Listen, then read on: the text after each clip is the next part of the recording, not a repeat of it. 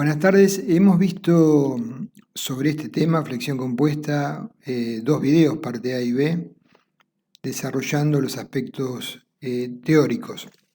Vamos a ver en este video, que es muy cortito, un ejemplo de aplicación práctica. El ejemplo consiste en diseñar la columna que soporta esta estructura metálica, que está solicitada una combinación de cargas que el mismo código reglamento lo especifica.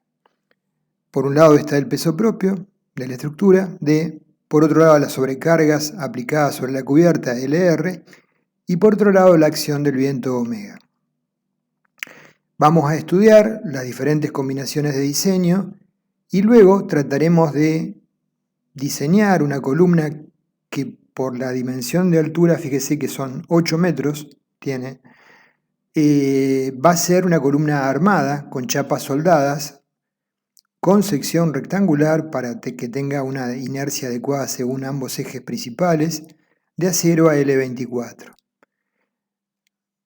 Como se trata de un ejemplo práctico, no de una estructura real, vamos a asumir condiciones de borde idealizadas de la columna articulada en la zona inferior y superior. Entonces, las acciones incidentes son ND y NLR, que son gravitatorias, NW, que es una succión derivada del viento, y omega, que es una succión aplicada para viento longitudinal sobre las paredes de la columna y laterales. Entonces, los correspondientes análisis de carga y combinaciones nos dan como valor de ND 18,38 kN, NLR de 12,6 y NW 22,52 kN. Serían todas cargas axiales, las dos primeras de compresión y la última de tracción. Para tomar la solicitación de viento asumimos a la columna con articulaciones y por lo tanto sería equivalente a una viga simplemente apoyada con una carga uniforme. Nos arroja esto un momento de 28,64 kN.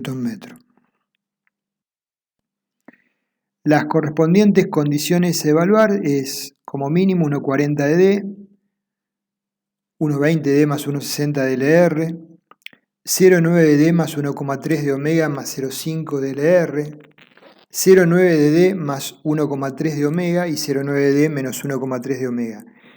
Las dos que puse en asterisco en el ejemplo está desarrollado con el coeficiente de mayoración de 1,3. En realidad tendríamos que haber tomado, siguiendo el alineamiento del reglamento nuestro, el 301-2005, el coeficiente 1,5, ¿sí?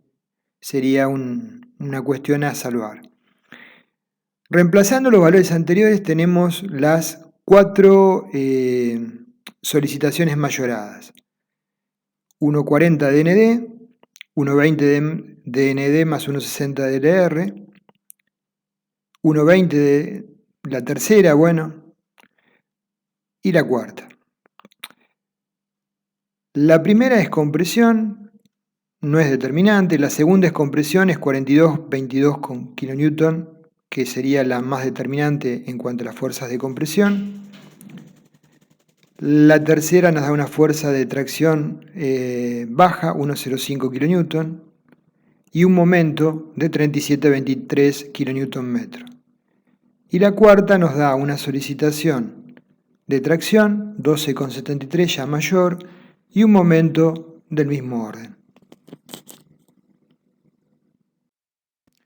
A partir de acá, tentativamente dibujamos una sección para conformar con placas soldadas la columna.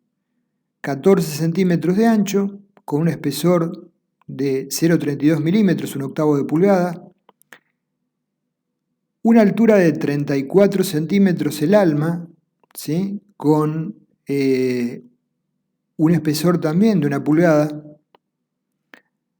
y a partir de esos valores, conformando la sección cajón, obtendremos el área, AG, 30,72 centímetros cuadrados, el momento de inercia respecto del eje X, aplicando Steiner, y el radio de giro correspondiente, el módulo resistente, y el momento de inercia según I, aplicando Steiner, con el radio de giro correspondiente y el momento resistente, ¿sí? Para obtener las tensiones derivadas de la flexión, Sx y Si.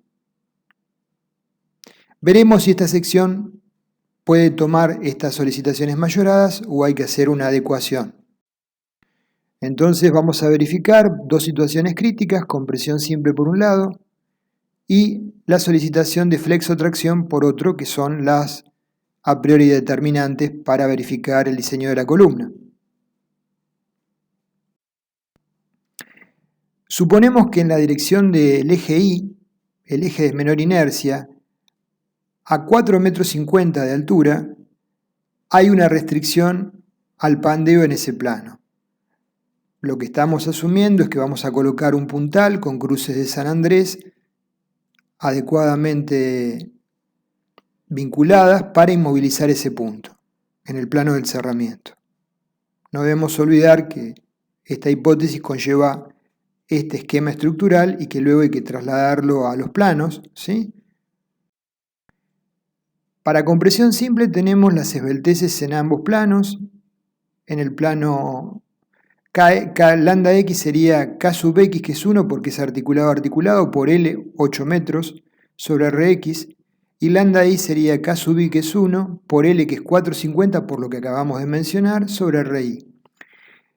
La mayor esbeltez es 86, es en el plano débil, que es menor que 200. Entonces, a partir de esto, verificamos la esbeltez local de los elementos ala y alma para determinar si el factor Q de reducción es 1 o menor que 1. Del caso 12 de la tabla B5.1 del reglamento, lambda R es 6,65 sobre raíz de Fi en megapascales. Fi es 2,35, nos da 43,4. Ese es el valor a comparar. Si los lambda de las alas y del alma es menor que este valor, el valor de Q a adoptar es 1. Para el alma tenemos 34 sobre 0,32, nos da 106. El alma es esbelta, era natural, ¿sí? El espesor que adoptamos, 3,2 milímetros, es reducido. Y para el ala, por el contrario, es 13 sobre 0,32, es 40,7, el ala no es esbelta. La sección, por tener elementos con lambda menores a lambda R, tenemos que determinar el factor de reducción Q sub A para elementos no rigidizados, y en este caso, si recordamos lo que oportunamente vimos en los ejercicios de pandeo, la resolución no es directa, sino que hay que proceder por tanteos. Proponemos inicialmente un factor Q y verificamos luego el valor que arribamos. Inicialmente supongamos que proponemos Q sub A 0,85. Determinamos lambda C, la esbeltez complementaria, nos da 0,94. Con lambda C por raíz de Q vemos dónde nos ubicamos, si en la zona de pandeo anelástico o pandeo elástico. Como es menor que 1,5, estamos en la zona de pandeo anelástico, ¿sí? Entonces, la tensión crítica de pandeo anelástico es Q por 0,658 elevado a la Q por lambda C cuadrado por Fi, donde Q es el valor supuesto 0,85. Tenemos entonces la tensión crítica, 145,87 megapascales. El factor Φ 0,85 por F crítico nos da la tensión a aplicar en la expresión de B efectivo que visualizamos, donde aparece F, 123,99 megapascales. Entonces, reemplazando en esta expresión, determinamos el B efectivo de qué elementos. De las alas no, las alas, la totalidad de las alas son efectivas. De las almas, la altura del alma efectiva es 21,46. Por lo tanto, el área efectiva es el total menos la parte de las alas que no son efectivas. Las alas son 34 totales, pero efectivo es 21,46. La diferencia por 0,32 por 2 me da el área efectiva, 22,69. Chequeamos el factor de reducción que arroja esta primera iteración. A efectivo sobre AG es 0,74. Bueno, la diferencia que tenemos entre la hipótesis de partida 0,85 y el valor asumido es importante, tenemos que volver a iterar. Probamos con Q sub A ahora 0,75. Repetimos el proceso. Llegamos a una tensión crítica de 133,56. La tensión phi por F crítico a colocar para determinar el B efectivo ahora es 113,53. Determinamos nuevamente el área efectiva. Y el factor de reducción ahora de cálculo es 0,75, que es sí razonablemente similar al supuesto y por lo tanto podemos asumir que este es un valor correcto. Tomamos Q sub A 0,75 y F crítico 133,56 megapascales. A partir de acá podemos determinar la resistencia nominal a compresión de esta columna. Phi C es 0,85 y Pn es F crítico 133,56 por AG. Y la resistencia disponible entonces es 348,8 kN, que es sensiblemente mayor a 42,22 como era de prever. Acá lo dominante es el momento y no es el esfuerzo axial. O sea que la primera verificación a compresión la cumple holgadamente. Ahora tenemos que hacer la verificación a flexotracción, para lo cual tendremos que hacer la verificación primero a tracción y luego a flexión. Recordando, en tracción simple la rotura se podía producir por fluencia en la sección total o por rotura en la sección neta. Para la fluencia, Pn es igual a Fi por Ag, con Ag la sección total, Phi vale 0,9, ¿sí? El factor de reducción. Entonces Pn es igual a 2,35 la tensión de fluencia por la sección total, 721,92 kN. Para la rotura, en cambio, lo que teníamos que adoptar era el área efectiva por Fu, la tensión de fractura del acero, con un factor de reducción más chiquito porque la rotura era no dúctil, de tipo frágil, 0,75.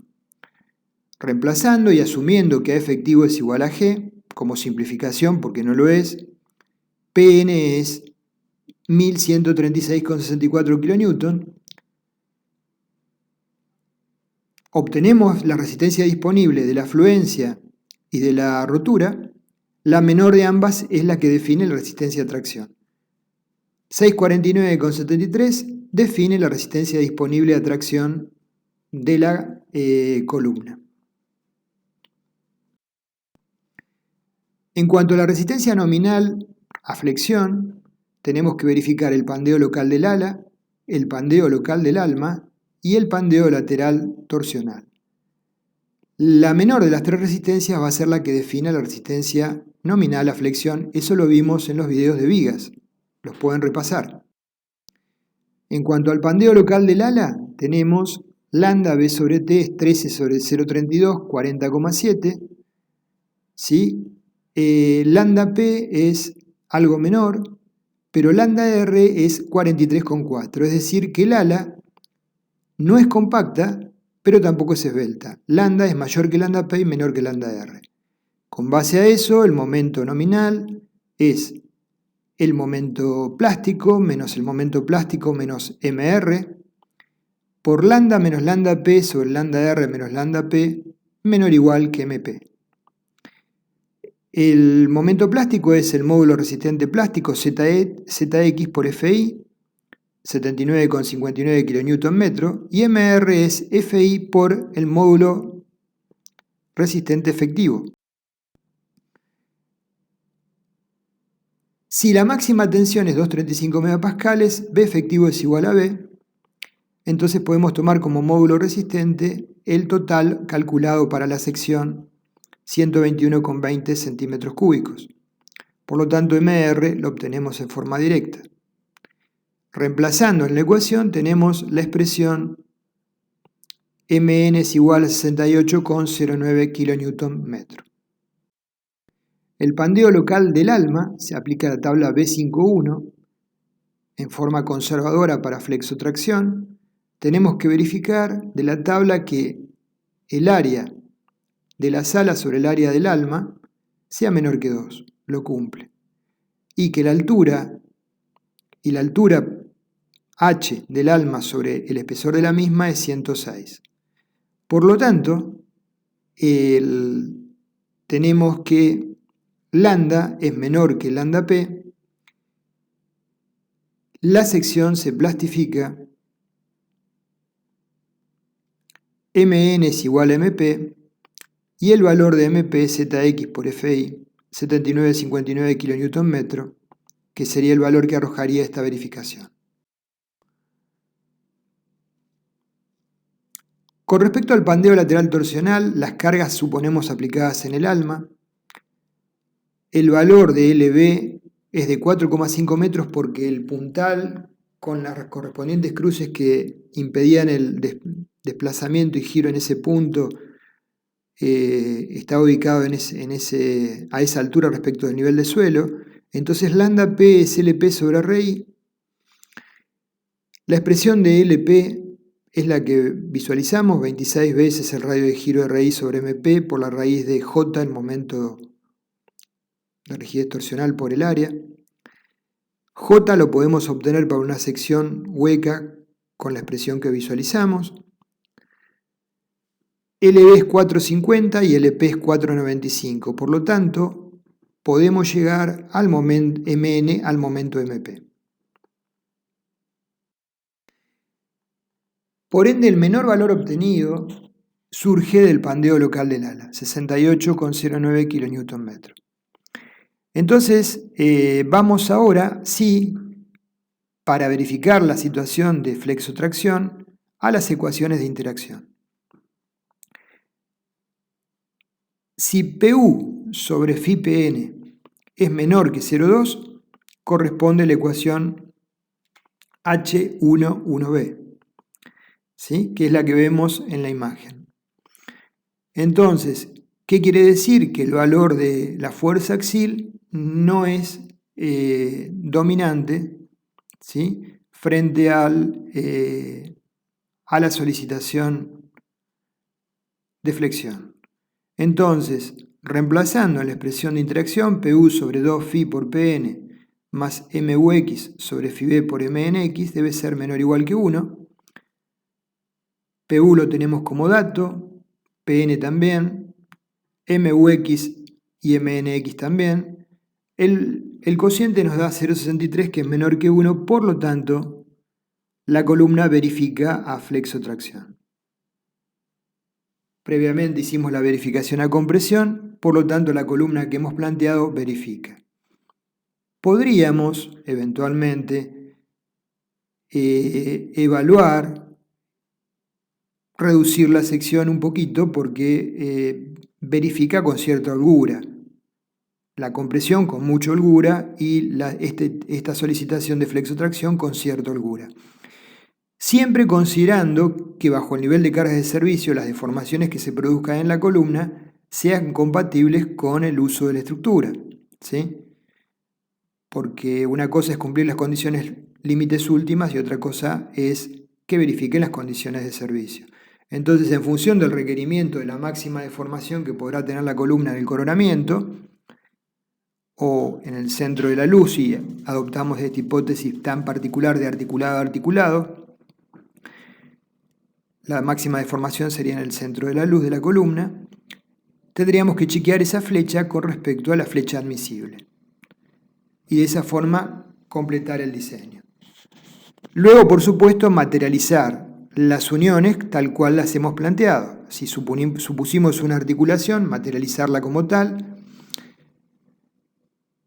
Lo más cercano a la realidad habría sido suponer un empotramiento a nivel de la fundación y una unión rígida a nivel de la unión de la columna con la estructura metálica.